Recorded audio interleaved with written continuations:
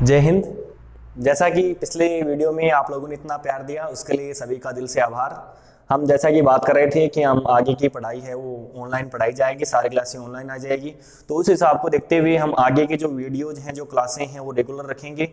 और आपको जैसे कहा गया था कि हम सबसे पहले राजस्थान की ज्योग्राफी पढ़ेंगे और राजस्थान की ज्योग्राफी का पहला टॉपिक है वो पढ़ेंगे राजस्थान का परिचय। और अब देखिए बात करें तो हम यहाँ पे जो हम पढ़ेंगे क्लास के अंदर वो आपको सिर्फ पढ़ना है, सिर्फ समझना है। हमें ये नहीं है कि बस हम लिखते चले साथ में पढ़ना है। ऐसा नोट्स की टेंशन ना लो। जैसे ही आपका ये टॉपिक पूरा होगा उसका पूरे के पूरे नोट्स आपको पूरा पीडीएफ है वो टेलीग्राम पे उपलब्ध करवा दिया जाएगा। जैसे नाम है, अपने चैनल का नाम है जीके अनिल शर्मा, उसी हिसाब से अपने जीके अनिल शर्मा के नाम से टेलीग्राम पे चैनल बना हुआ, उस पर आप सर्च करोगे तो उस पर आपको सारे के सारे टॉपिक वाइज सारे पीडीएफ उपलब्ध करा दिए जाएंगे। तो आप यहाँ पर ये मत सोचना कि पढ़ना है, हम सिखाने के लिए आए हैं, पढ़ाने के लिए बहुत सारी किताबें भी आप पढ़ लेंगे। और यहाँ पे ये मकसद है हमारा कि आप कुछ ना कुछ सीख सको। और सीखने के लिए हम जीरो से स्टार्ट करेंगे, बेसिक लेवल से स्टार्ट करेंगे, जिससे आपको सीखने में कोई दिक्कत ना होगी, उस हिसाब से आपको पढ़ाया जाएगा। तो आज हम जैसे राजस्थान ज्योग्राफी का पहला टॉपिक है जिसका नाम है राजस्थान का परिचय। तो राजस्थान का परिचय पढ़ेंगे हम। जिस टॉपिक का नाम है अपना राजस्थान का परिचय। देखो, राजस्थान का परिचय ये टॉपिक है। इसमें देखो, अपना जो राजस्थान है वो भारत का सबसे बड़ा राज्य है और भारत का सबसे बड़ा राज्य है, भारत के उत्तरी पश्चिमी दिशा में है।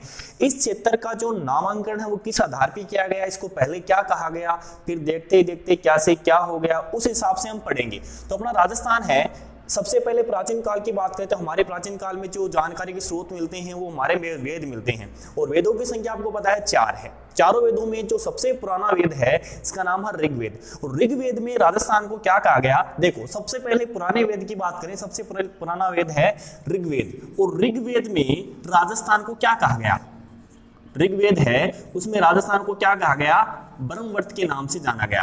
राजस्थान को ऋग्वेद में ब्रह्मवत कहा गया। उसके बाद में काल है रामायण काल। रामायण काल की बात करें तो रामायण की रचना किसने की थी, वाल्मीकि ने। रामायण काल में वाल्मीकि ने रचना की थी, वाल्मीकि। और रामायण काल में इसको कहा गया मरुकांतर। रामायण काल में अपना जो राजस्थान है इसका नाम क्या हो गया, मरुकांतर। उसके बाद में इसके नाम और भी थे, जैसे रायथान, इसका नाम और क्या था, रायथान। रायथान नाम पड़ा। रजवाड़ा भी कहते थे, रजवाड़ा। इसके अलावा मरु प्रदेश कहते थे, मरु प्रदेश। देखो, सबसे पहले ऋग्वेद काल में ब्रह्मवत नाम हो गया, रामायण काल में मरुकांतर नाम हो गया, उसके बाद में रजवाड़ा है, रायथान है, मरु प्रदेश नाम पड़ा गया। उसके बाद में देखो मध्यकाल आया और मध्यकाल में इसका नाम क्या हो गया, मध्यकाल और ब्रिटिश काल में अपना जो राजस्थान है इसका नाम पड़ा राजपूताना। मध्यकाल और ब्रिटिश काल में अपने इस क्षेत्र को क्या कहा गया, राजपूताना शब्द दिया गया। अब इस राजपूताना शब्द क्यों दिया गया, क्योंकि राजस्थान भारत का ये जो भाग है उत्तरी पश्चिमी भाग, वहां पर राजपूत जाति निवास करती थी। और राजपूत जाति निवास करने के कारण इस क्षेत्र का नाम क्या पड़ गया, राजपूताना। अब राजपूताना की बात करें कि ये राजपूताना शब्द है, इसका सबसे पहले प्रयोग किसने किया था, तो राजपूताना शब्द का सबसे पहले प्रयोग किया था जॉर्ज थॉमस ने। राजपूताना शब्द का सबसे पहले प्रयोग किया था जॉर्ज थॉमस ने। कब किया था भाई, देखो राजपूताना शब्द का सबसे पहले प्रयोग जॉर्ज थॉमस ने कब किया था, 1800 ईस्वी में। 1800 ईस्वी बोल सकते हो, इसे 19वीं शताब्दी बोल सकते हो। जॉर्ज थॉमस ने सबसे पहले राजपूताना शब्द का प्रयोग किया। जॉर्ज थॉमस कहाँ का निवासी था, ये आयरलैंड का निवासी था, ये था आयरलैंड का निवासी। आपको पूछा जाए कि जॉर्ज थॉमस कहाँ का निवासी था, आयरलैंड का। जॉर्ज थॉमस है ये कौन था, जॉर्ज थॉमस कौन था, तो देखो ये जॉर्ज थॉमस हैं, ये अपना ग्वालियर है, ग्वालियर के मराठा शासक, ग्वालियर के मराठा शासक। और मराठा शासक का नाम क्या था, दौलतराव सिंधिया। दौलतराव सिंधिया के अंग्रेजी कमांडर थे। जॉर्ज थॉमस हैं वो ग्वालियर के मराठा शासक दौलतराव सिंधिया के अंग्रेजी कमांडर थे। आगे बात करते हैं, ये राजपूताना शब्द के हमें लिखित प्रमाण कहां से मिलते हैं, जो राजपूताना शब्द है ये हमें लिखा हुआ कहां पे मिला, तो देखो इसके लिखने के हमें जो प्रूफ मिलते हैं वो कहां मिलते हैं, सन 1805 में एक लेखक हैं जिनका नाम है विलियम फ्रैंकलिन। विलियम फ्रैंकलिन ने एक पुस्तक लिखी थी। कब लिखी थी? 1805 में। पुस्तक का क्या नाम था? पुस्तक का नाम था the military members of mister George Thomas. देखो, हमें पूछा जाए कि राजपुताना शब्द के सबसे पहले लिखित प्रमाण कहां से मिले, तो राजपुताना शब्द के सबसे पहले लिखित प्रमाण सन 1805 में विलियम फ्रैंकलिन की पुस्तक है the military members of mister George Thomas. इस पुस्तक में इस शब्द का उल्लेख किया गया है सबसे पहले। अब देखो, थोड़े समय के बाद में इस क्षेत्र को कहा गया राजस्थान।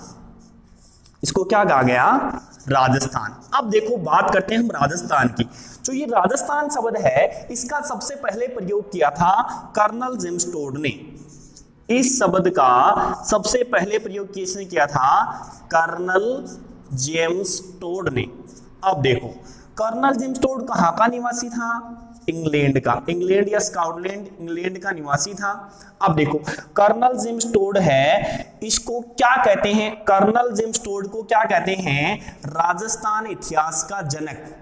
इसको कहा जाता है राजस्थान इतिहास का जनक। देखो, राजस्थान इतिहास का जनक कौन है? Colonel James Tod. भारतीय इतिहास की जनक की बात करें तो वेद व्यास। भारतीय इतिहास का जनक कौन है? वेद व्यास। विश्व इतिहास का जनक कौन है? Herodotus.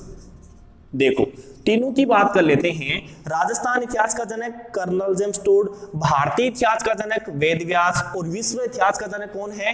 Herodotus. Colonel James toad ने क्या किया था? सबसे पहले राजस्थान शब्द का इस्तेमाल किया था, इसलिए कर्नल जेम्स टोड को राजस्थान इतिहास का जनक कहते हैं। कर्नल जेम्स टोड है, वो घोड़े पर बैठकर ऐतिहासिक सामग्री जुटाते थे, इसलिए कर्नल जेम्स टोड को क्या कहा जाता है? घोड़े वाले बाबा। देखो, क्वेश्चन बहुत बार आता है कि घोड़े वाले बाबा किसे कहते हैं, तो घोड़े वाला बाबा कौन सा है? Colonel James Tod. देखो, कर्नल जेम्स टोड है, वो राजस्थान में पहली बार कब पहुंचा? इंपॉर्टेंट क्वेश्चन आएगा। कर्नल जेम्स टोड है, वो राजस्थान में सबसे पहले कब और कहां पहुंचा? कब पहुंचा था? सन 1817 ईस्वी में। सन 1817 कहां पे? मांडलगढ़ में। और मांडलगढ़ कहां पड़ता है? भीलवाड़ा में। मांडलगढ़ भीलवाड़ा। देखो, कर्नल जेम्स टोड सबसे पहले राजस्थान के किस स्थान पे पहुंचे? मांडलगढ़ भीलवाड़ा में। कब पहुंचे? 1817 ईस्वी में। ठीक है, यहां पहुंचकर इन्होंने अपना एक गुरु बनाया था। यह क्वेश्चन बहुत बार आता है कि कर्नल जेम्स टोड के गुरु का क्या नाम? तो कर्नल जेम्स टोड के गुरु का नाम है, यहां पहुंचकर उन्होंने अपना गुरु बनाया, जिनका नाम था जैन यति ज्ञानचंद। कर्नल जेम्स टोड के गुरु का क्या नाम है? जैन यति ज्ञानचंद। देखो, जैन यति ज्ञानचंद को अपना गुरु बनाया। उसके बाद देखो, कर्नल जेम्स टोड की एक पुस्तक है, कर्नल जेम्स टोड की एक बुक है जिसका नाम, देखो बहुत बार एग्जाम में पूछा गया है कि कर्नल जेम्स टोड की पुस्तक का क्या नाम है, तो कर्नल जेम्स टोड की पुस्तक का नाम है the annals and antiquities. The annals and antiquities of Rajasthan. Annals and antiquities of Rajasthan. देखो, इस पुस्तक का एक अन्य नाम है, इसी पुस्तक का एक दूसरा नाम है, वो क्या है? The central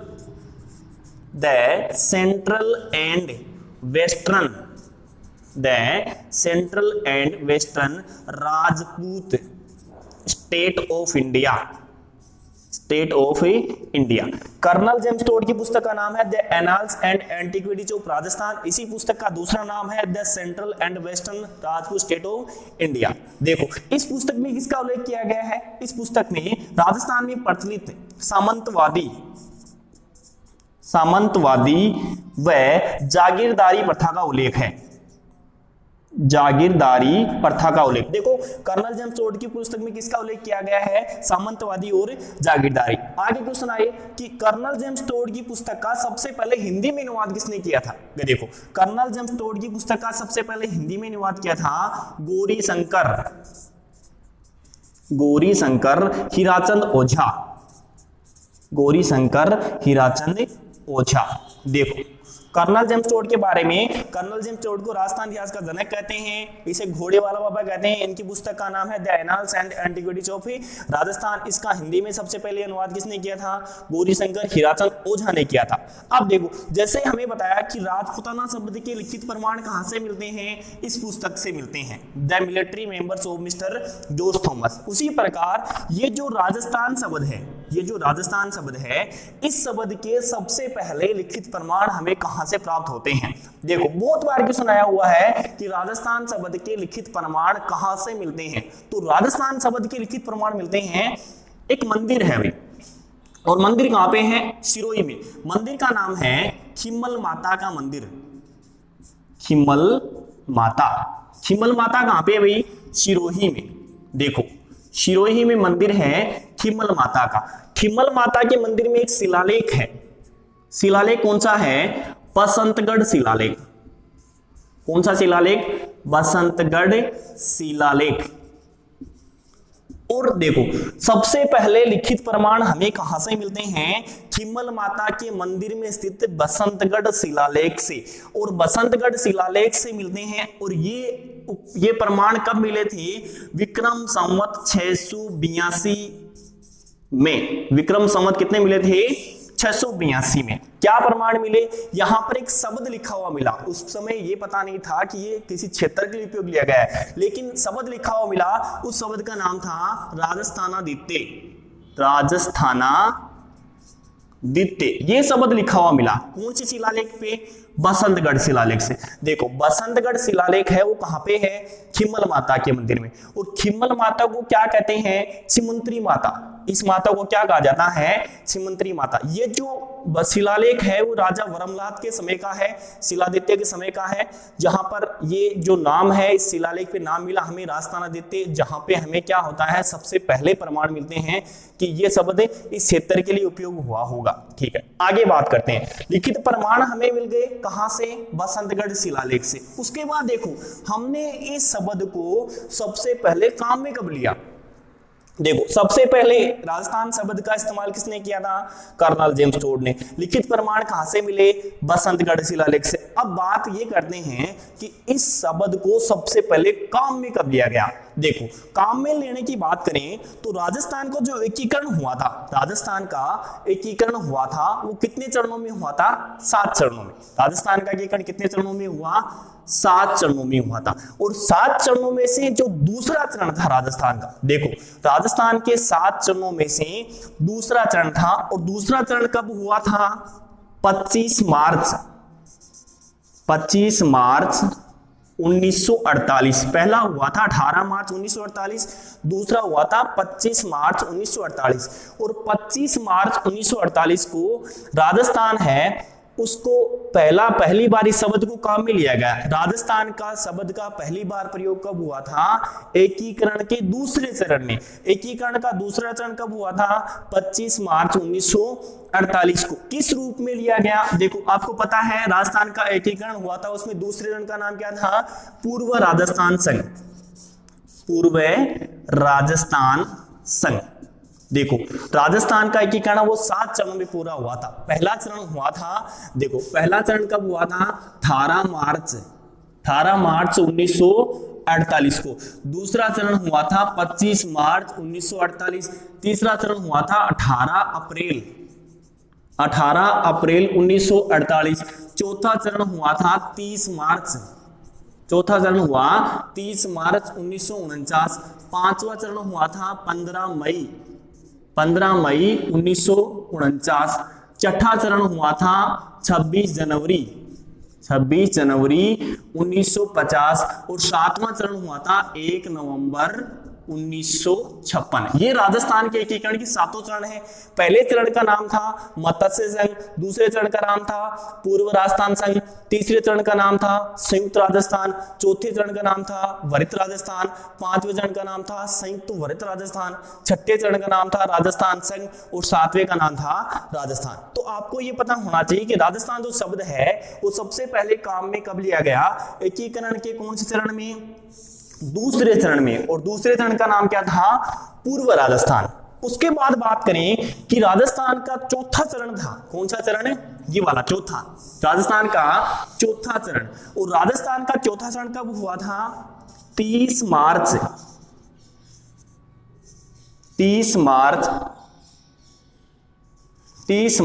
1948। राजस्थान के चौथे चरण में क्या हुआ था, 4 बड़ी रियासतों का, देखो राजस्थान का चौथा चरण था, उसमें कितनी रियासतों का विलय हुआ था, आपको पता है राजस्थान में एकीकरण में क्या हुआ था, राजस्थान में पहले रियासतें थी, 19 रियासतें थी, 3 ठिकाने थे और एक था केंद्र शासित प्रदेश। इन एकीकरण में इन सभी रियासतों को मिलाया गया था। तो जब चौथा चरण आया उसमें कितनी रियासतों का विलय हुआ, 4 रियासत कौन सी थी, जयपुर थी, जोधपुर थी, जैसलमेर और बीकानेर। देखो 4 बड़ी रियासतें हैं भाई, कौन कौन सी हैं, जयपुर है, जोधपुर है, जैसलमेर है और बीकानेर। जयपुर, जोधपुर, जैसलमेर, बीकानेर, इन रियासतों का जो विलय है वो कौन से चरण में हुआ, एकीकरण के चौथे चरण में हुआ। और चौथे चरण में होने के कारण राजस्थान है इसका लगभग वर्तमान स्वरूप सामने आ गया। राजस्थान का वर्तमान स्वरूप कब सामने आ गया, एकीकरण के चौथे चरण में। राजस्थान का लगभग वर्तमान स्वरूप आने के कारण ही 30 मार्च को क्या मनाया जाता है, राजस्थान दिवस। देखो आपको बहुत बार क्यों पूछा गया है कि राजस्थान दिवस कब मनाया जाता है, तो राजस्थान दिवस कब मनाया जाता है, 30 मार्च को। राजस्थान दिवस 30 मार्च को मनाया जाता है क्योंकि इस दिन 4 बड़ी रियासतों का विलय हुआ था। 4 बड़ी रियासत कौन सी हैं, जयपुर है, जोधपुर है, जैसलमेर है, बीकानेर है, जिससे राजस्थान का लगभग वर्तमान स्वरूप सामने आ गया। इसलिए 30 मार्च को क्या मनाते हैं, राजस्थान दिवस मनाते हैं। ठीक है, इसी दिन क्या किया गया, जयपुर को क्या बनाया गया था, राजधानी बनाया गया था। जयपुर को राजधानी। क्वेश्चन ये आता है कि किस समिति के अनुसार राजस्थान की राजधानी क्या बनाएगी, जयपुर बनाएगी। तो उस समिति का नाम है पी सत्यनारायण समिति। देखो जयपुर है वो राजस्थान की राजधानी है और किस समिति के अनुसार बनेगी, पी सत्यनारायण समिति के अनुसार बनाएगी। उसके बाद में क्या हुआ, 1 नवंबर को क्या हुआ, 1 नवंबर 1956 को राजस्थान का क्या हुआ, एकीकरण पूर्ण हो गया। उसी दिन ही राजस्थान को पूर्ण राज्य का दर्जा दिया गया और इसीलिए 1 नवंबर को क्या मनाया जाता है, राजस्थान स्थापना दिवस। देखो ध्यान रखना भाई, ध्यान रखने योग्य बात है, राजस्थान स्थापना दिवस। राजस्थान दिवस और राजस्थान स्थापना दिवस दोनों अलग अलग हैं। राजस्थान दिवस पूछे तो राजस्थान दिवस कब मनाया जाता है, 30 मार्च को। राजस्थान स्थापना दिवस पूछे तो राजस्थान स्थापना दिवस कब मनाया जाता है, 1 नवंबर को। 1 नवंबर को ही राजस्थान में गवर्नर का पद हटाया गया और राज्यपाल का पद सृजित किया गया। 1 नवंबर 1956 तक राजस्थान में कितने जिले थे, 25 जिले थे और 1 नवंबर 1956 के दिन राजस्थान का एक जिला बनाया गया था, जो कौन सा था।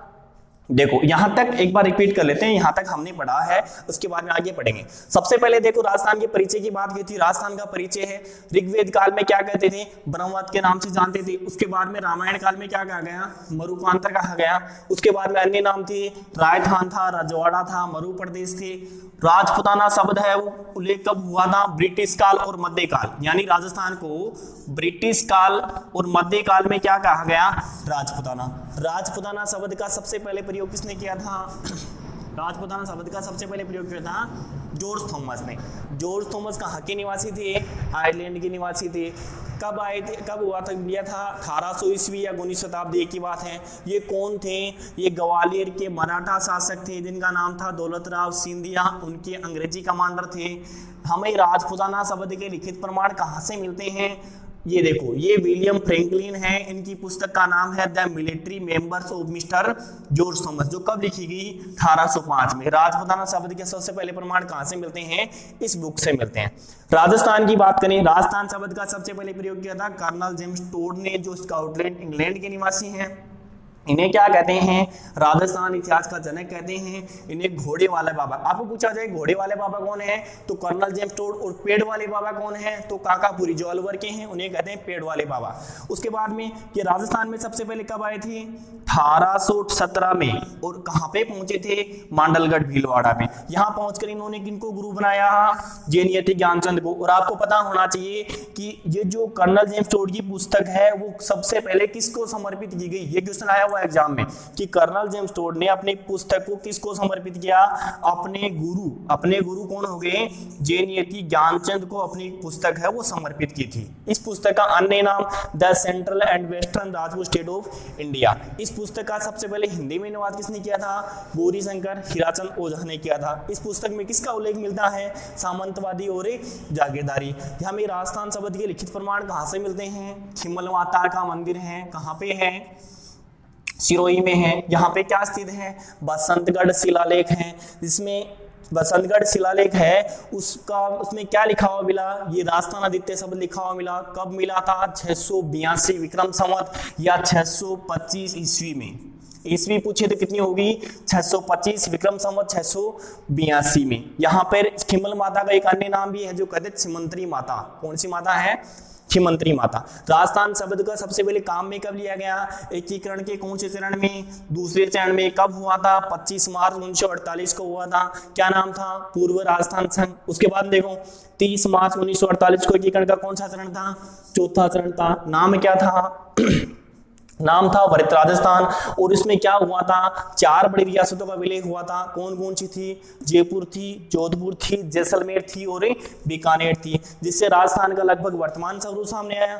और इसलिए इसको क्या क्या कहा जाता है, 30 मार्च को क्या मनाया जाता है, राजस्थान दिवस। उसी दिन राजस्थान की राजधानी जयपुर बनाएगी। और कौन सी समिति के अनुसार बनाएगी, पी सत्यनारायण समिति के अनुसार बनाएगी। उसके बाद में 1 नवंबर 1956 को क्या हुआ था, राजस्थान को पूर्ण राज्य का दर्जा दिया गया। और इसीलिए राजस्थान स्थापना दिवस का मनाया जाता है 1 नवंबर। 1 नवंबर तक की बात कंप्लीट हो गई। अब 1 नवंबर के आगे की बात करते हैं। देखो 1 नवंबर तक राजस्थान में कुल कितने जिले थे, 25 जिले थे। 1 नवंबर तक राजस्थान में कुल कितने जिले थे, 25। और 1 नवंबर के दिन ही राजस्थान में 26वां जिला बना था। ये क्वेश्चन जिलों वाले बहुत इंपॉर्टेंट है भाई, बहुत बार इनकी डेट पूछी गई है कि कौन से जिले का गठन कब हुआ।